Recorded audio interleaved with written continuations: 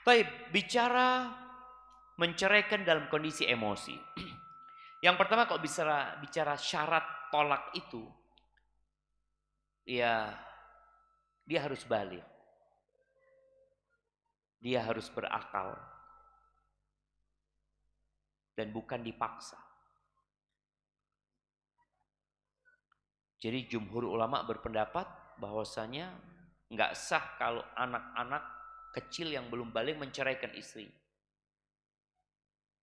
Walaupun sebagian berpendapat kalau anak itu mumayyiz, kok bisa anak kecil nikah jemaah? Iya, dulu ada jemaah. Jadi anak ini dinikahkan sama bapaknya. Ya di negeri kita pun sepertinya pernah terjadi yang seperti itu.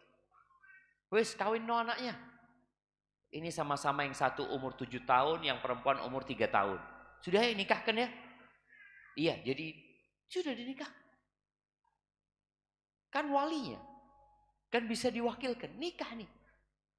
Tapi nggak kumpul jemaah, cuma sudah suami istri. Maka jumhur ulama dari Hanafiyah, Malikiyah dan Syafi'iyah berkata, oh saya nggak bisa. Artinya nggak sah kalau seorang anak yang belum balik menceraikan istri. Syarat yang kedua akal. Ini berkaitan dengan emosi tadi, akal. Maka tolak dari orang gila itu nggak sah. Mungkinkah orang gila menceraikan istri? Boleh jadi. Kadangkala gila itu terjadi setelah pilkada. Mungkin loh jemaah, katanya ada orang yang stres ya, depresi. Anak ingat kejadian berapa tahun yang lalu setelah pilkada itu ada yang naik tower. Wes edan. Turun kata dia, enggak saya mau naik. Entah pura-pura gila atau gila sungguhan, wallahu a'lam. Tapi tolak dari orang gila, mau ini orang naik tower ya, habis pilkada kalah dia naik tower, wes bojoku tak pegat, aku ceraikan istriku. Sah nggak perceraian dia? Jatuh jemaah kalau dia pura-pura gila. Kalau dia gila beneran, makanya kan kadang-kala apabila terjadi sesuatu itu dibawa ke psikiater, psikolog atau ya, untuk dicek enggak dia ini ada gangguan kejiwaan enggak. Ternyata iya memang dia ada kegangguan kejiwaan. Ya ketika orang akalnya tidak ada, maka nggak bisa dia menceraikan. Karena pena malaikat itu diangkat dari 3. Yang pertama dari orang yang tidur sampai dia terjaga. Memangnya orang tidur, mungkinkah menceraikan istrinya? Mungkin. Dia itu sebelum tidur ngomong, duh bojoku ya, ruwet. Kata dia. Mau tak cerai tapi ya opo. Tahu-tahu tidur mengingau, mengigau. Apa kalau bahasa Jawanya? Ngelindur. Ana masih ingat, nggak tahu ini mahasiswa yang di asrama masih ada loh. Ada santri yang keluar jemaah, ngomong sendiri, terus masuk kamar tidur lagi. Ada seperti itu. Ana merasakan di pondok itu ada yang keluar nanti ya. Dia liatin orang-orang. Terus nanti tahu-tahu di atas kasurnya, jangan rek, ojo rek, anu. Itu kalau dia menceraikan istrinya dalam kondisi ngelindur tadi, nggak sah. Kemudian orang gila sampai dia sadar dan anak kecil sampai dia balik, dia besar. Ada pembahasan juga berkaitan dengan akal ini, bagaimana hukum tolak orang yang kena sihir. Karena kita tahu di antara sihir yang dilakukan oleh manusia itu tujuannya memang memisahkan antara suami istri. Para membahas apabila sihirnya itu mempengaruhi akalnya sampai yang berbicara itu boleh jadi bukan dirinya. Kita tahu ya, orang yang kena sihir kadangkala ngomong bukan suara dia. Bukan. Matanya, pandangannya, enggak, ini bukan dia. Yang dia kurus ya mah. Tahu-tahu 6 orang megangi. Diuntal loh katanya. Bukan dia, dia kena sihir. Orang yang kena sihir dan betul bahwa akalnya tidak ada bersama dia ketika dia menceraikan istrinya, maka nggak jatuh. Karena tadi syarat menceraikan itu akal, ada akalnya. Tapi kalau orang kena sihir, tapi dia sadar dengan dia ucapkan. Kan ada orang kena sihir, sihirnya itu ya membuat dia benci sama istrinya. Nggak seneng lihat istrinya. Apalagi lihat mertuanya, kepingin dia untal mertuanya. Iya, ada orang yang benci. Tapi akalnya nggak sampai hilang. Maka kalau dia menceraikan, jatuh cerai. Intinya akal dia, apakah ada bersama dia? Apakah sedang tertutupi sehingga dia tidak sadar? Maka keabsahan tolaknya itu tergantung dengan keberadaan akalnya. Nah, kita masuk ke pembahasan hukum cerai orang yang marah. Talaqul ghadban. Orang kalau marah itu jelek, jemaah. Makanya kalau ada orang marah di video, setelah itu videonya ditunjukkan, ini loh, engkau tadi marah. Siapa ini kata dia? Masa kata dia? Iya engkau. Bagaimana orang ketika marah bisa membunuh?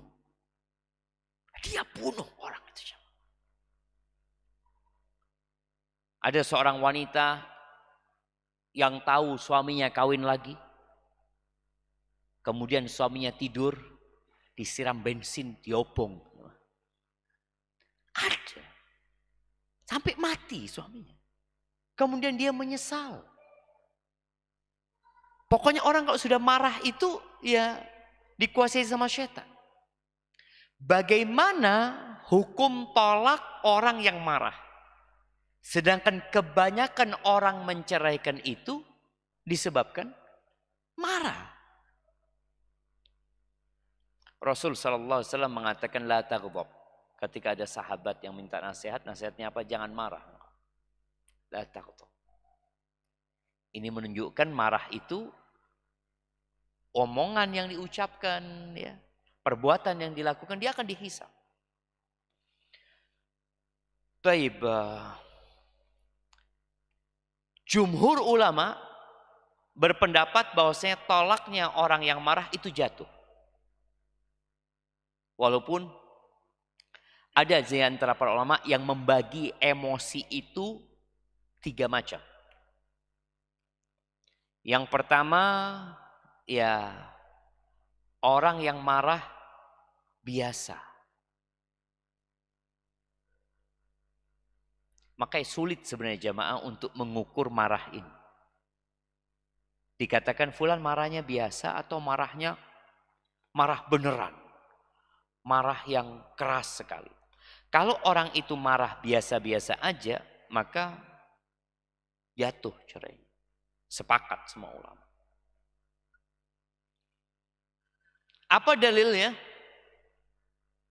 Dalilnya hadis Khawlah bintu Tha'labah. Khawlah bintu Tha'labah ini yang Allah sebutkan di surat Al-Mujadilah. Qad sami'allahu qawlan lati tujadiluka fi zawjiha. Allah mendengar omongannya Khawlah yang sedang berdialog tentang urusan suaminya. Pernah suatu hari Khawlah ini ketemu sama Umar bin Khattab. Dipanggil Umar sama Khawlah. Umar itu di jalan. Amirul Mukminin. Pemimpinnya umat Islam. yang kekuasaannya pada waktu itu sudah sampai Urshalim, sudah sampai Syam, sudah sampai Irak, Iran sana. Dipanggil sama Khawlah, ini diem. Sampai orang-orang heran, Umar yang keras biasanya, yang tegas seperti ini, dipanggil Khawlah, dengar dikasih nasihat sama Khawlah. Ketika sudah selesai, Khawlah pergi. Tanyalah orang-orang ini, ya Amirul Mukminin, engkau kok menyimak dengan penuh perhatian kepada perempuan itu? Siapa perempuan itu? Gimana aku nggak mau mendengarkan dia? Allah aja dengar omongannya dia.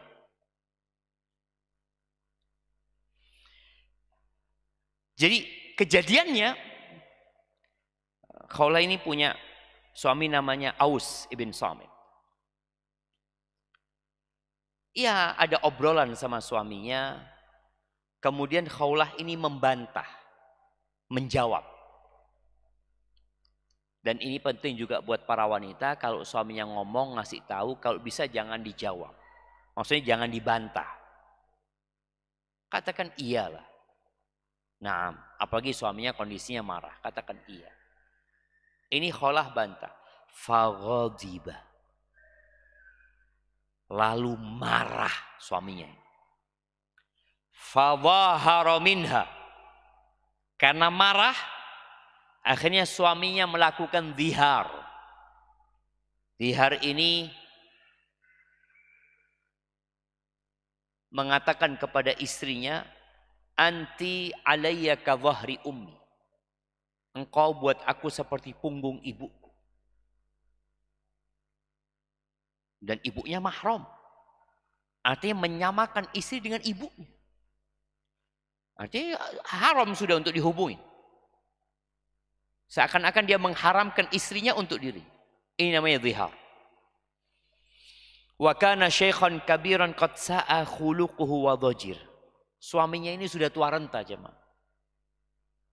Dan subhanallah ya, salah satu yang menyebabkan kepribadian orang berubah dan karakter orang itu berubah adalah ketuaan.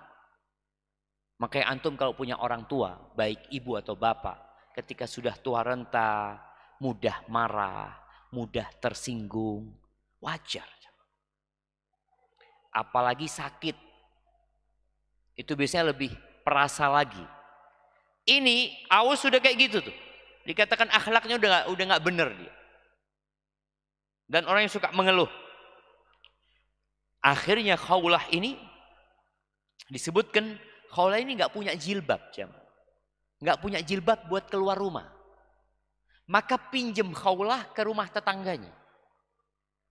Supaya antum tahu bagaimana kondisi para sahabat pada waktu itu. Akhirnya dia pinjam jilbab, dia datang kepada Nabi SAW.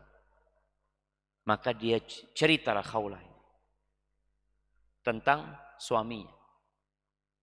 Suamiku ini ya, setelah aku punya anak dari dia, kemudian dia dengan mudahnya mengharamkan dirinya, melakukan zihar itu. Akhirnya turunlah surat Al-Mujadilah. Intinya dari hadis ini, ucapan suami Khawlah ketika marah, itu konsekuensi hukumnya ada. Dan terjadi zihar itu. Maka akhirnya sang suami kalau mau menghubungi istrinya, ada kafarat yang harus dia bayar. Ini sebagai dalil bahwa orang marah itu hukum talaknya jatuh. Taib. Dan zihar itu dulu dianggap tolak dulu jemaah. Dalam Islam enggak, zihar bukan tolak. Zihar hukumnya tadi ada kafaratnya. Dan berkaitan dengan hal ini, sekali lagi ini hal yang ijma ya. Berkaitan dengan marah yang belum keras marahnya. Itu tadi kan dia omongin gitu, marah langsung dia mengatakan anti alayka dhahri ummi. Taib. Yang kedua, marah yang sampai membuat akalnya hilang. Ada orang marah itu sampai nggak sadar. Apa bukti kalau akalnya dia nggak ada bersama dia?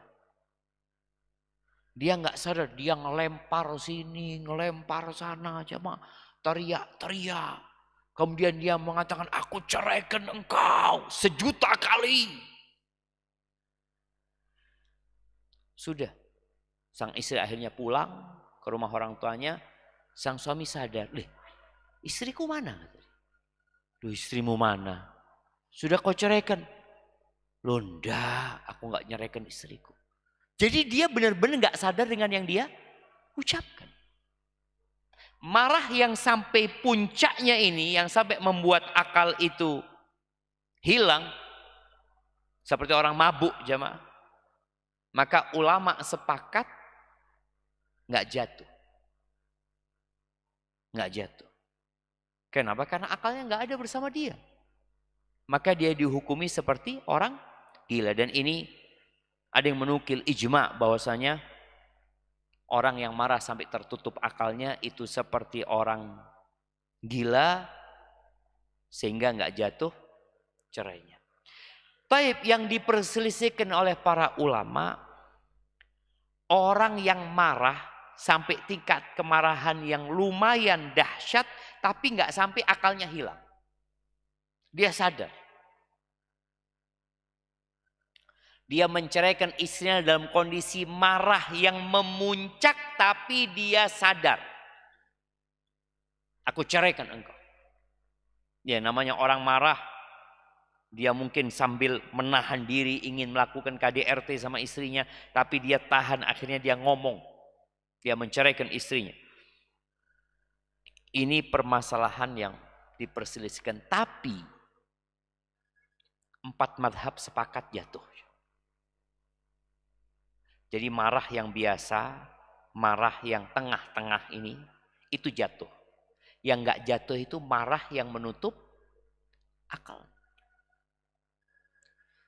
Karena banyak orang-orang akhirnya cari fatwa.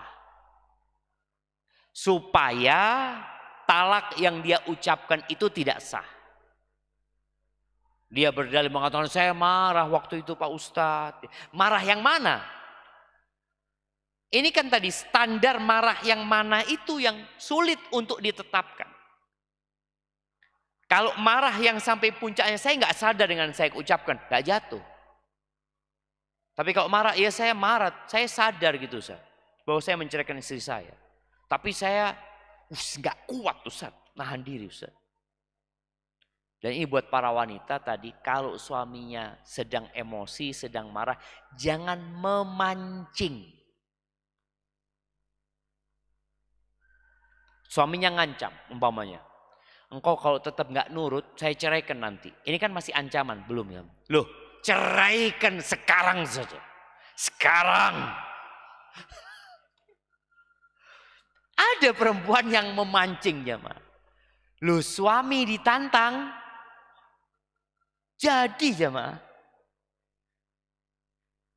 Maka tadi tolong wanita kalau suaminya marah, tahan. Karena ana lebih condong kepada pendapat jumhur ulama yang mengatakan jatuh cerainya. Ada sebagian mengatakan enggak, tapi jumhur ulama berpendapat jatuh. Apa dalilnya? Ya, tadi hadis Khawlah yang dizihar sama suaminya dalam kondisi marah. Dan ternyata ada konsekuensi hukumnya. Kemudian orang yang marah itu mukallaf. Selama akalnya ada sama dia, dia itu mukallaf. Artinya mukallaf itu segala tindakan yang dia lakukan itu akan dihisap. Penanya malaikat tidak diangkat. Yang diangkat itu cuma dari 3 orang.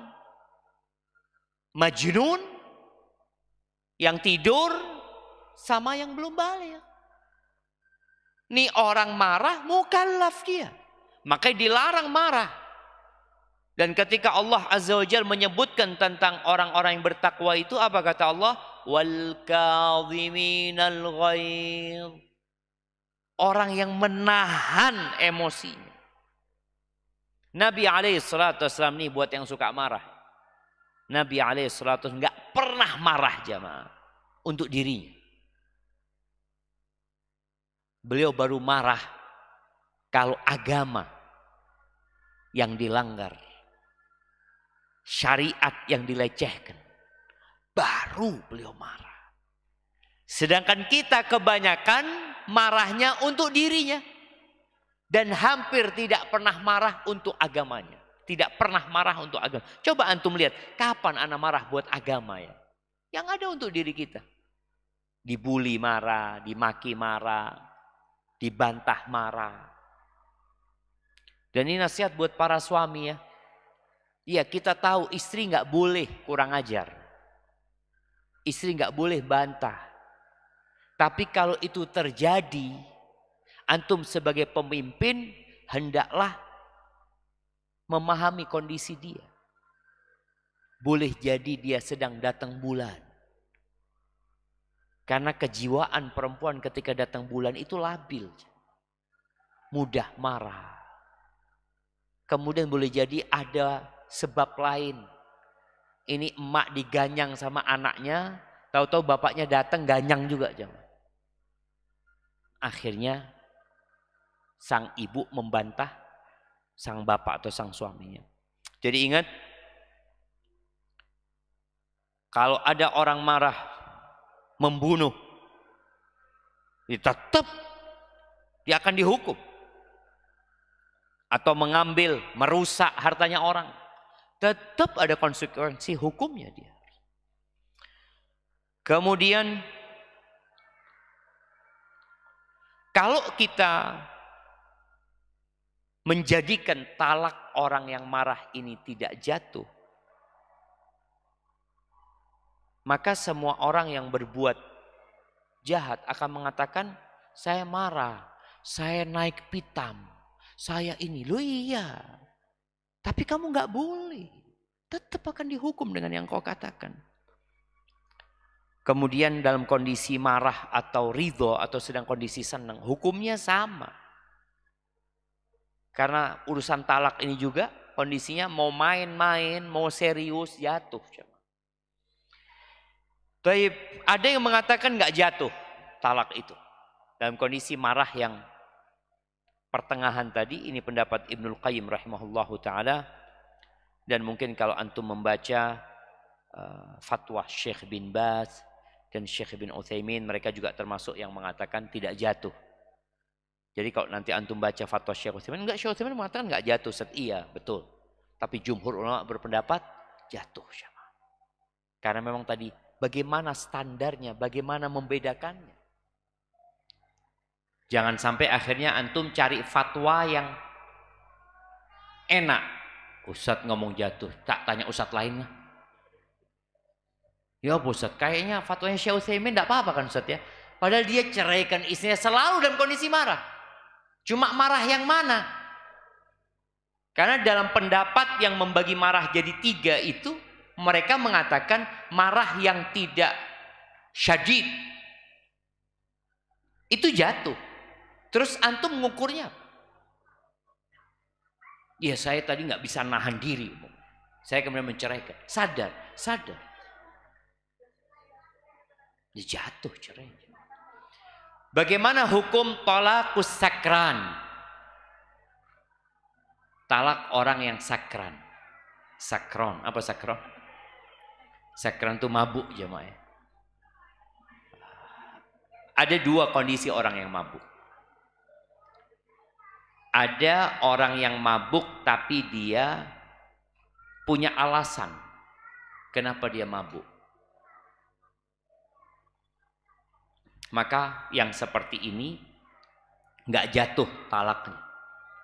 Orang yang umpamanya dikasih minuman, dipaksa untuk minum,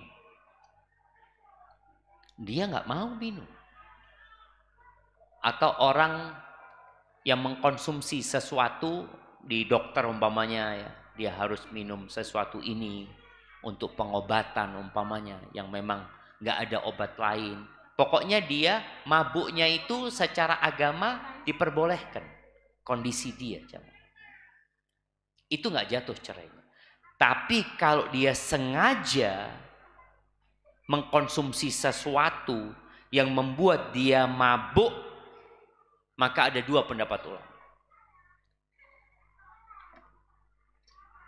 Dan pendapat jumhur sekali lagi mengatakan jatuh cerai.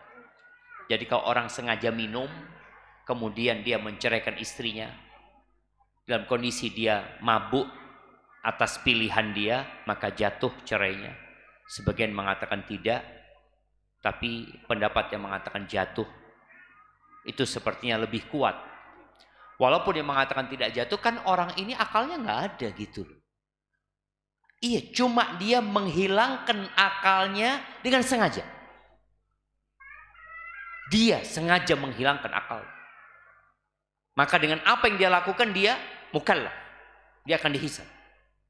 Karena dia sengaja melanggar agama, kemudian tadi mengkonsumsi sesuatu yang tidak diperbolehkan, maka akhirnya jumhur ulama berpendapat talak yang diucapkan oleh dia jatuh. Hadza wallahu a'lam bishawab.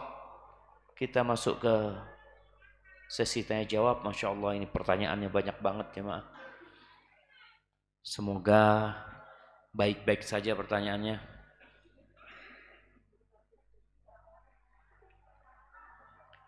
Assalamualaikum Ustaz, saya ibu dari 2 anak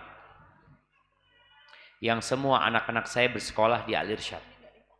Saat ini saya dan anak-anak saya sedang ditinggal pergi tanpa pamit oleh suami. Tanpa pamit oleh suami saya yang ikut jamaah tabligh ke Pakistan. Hal ini sudah kedua kalinya dilakukan oleh suami saya dan saya tidak ingin ada yang ketiga kalinya.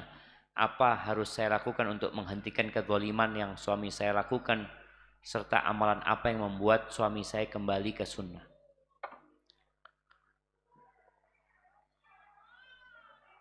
Nah, yang pertama, seorang itu ketika meninggalkan istrinya karena urusan agama, seperti jihad fi sabilillah, itu juga meninggalkan istri. Maka dia harus mencukupi istri. Dia berangkat selama 4 bulan, atau orang yang kerjalah, yang merantau. Yang merantau selama 1 tahun umpamanya. Dia tetap punya kewajiban membiayai istrinya. Kalau ibu ini yang bertanya, suaminya tetap bertanggung jawab ya, maka pertahankan rumah tangganya. Tapi ada suami yang kemudian lupa dengan hak-hak istrinya.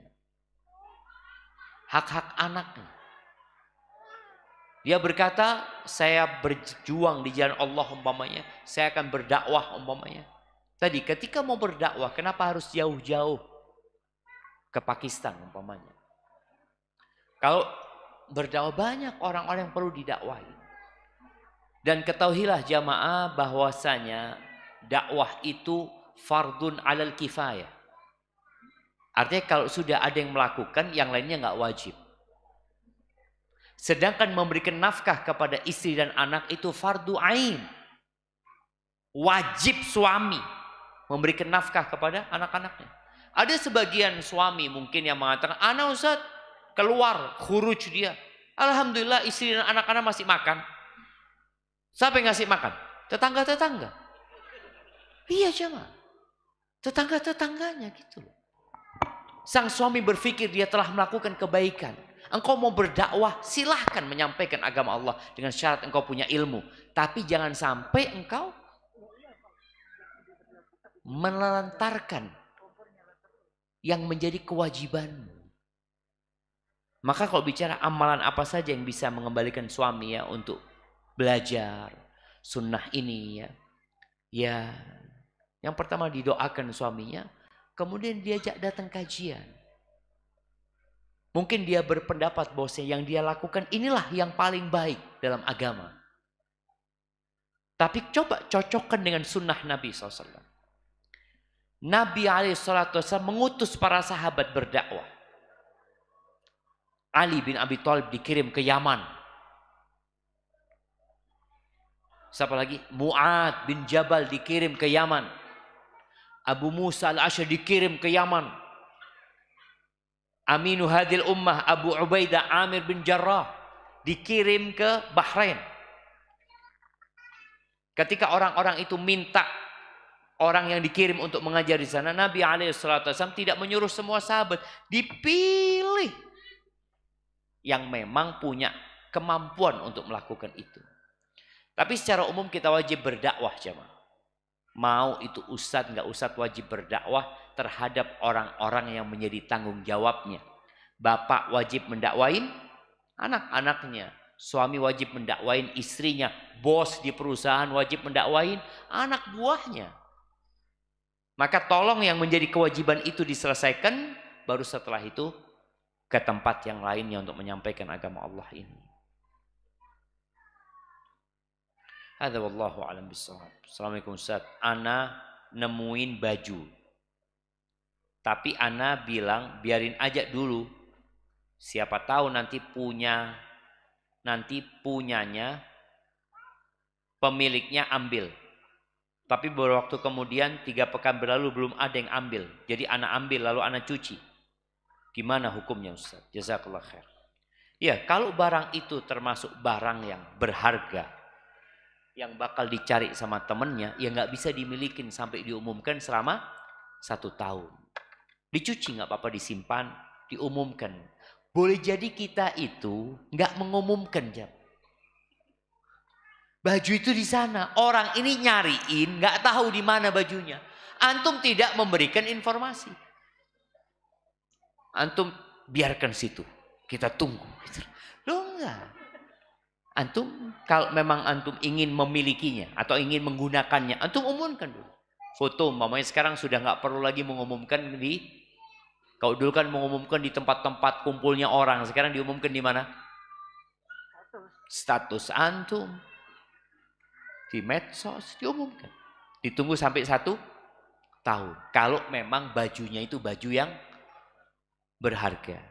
Tapi memang ada orang-orang yang bajunya ya dia sudah nggak dicari, apalagi sudah jatuh kena tanah ini, memang sengaja ditinggal. Maka tetap kalau antum tahu baju itu berharga, diumumkan dulu. Jangan kemudian antum pakai.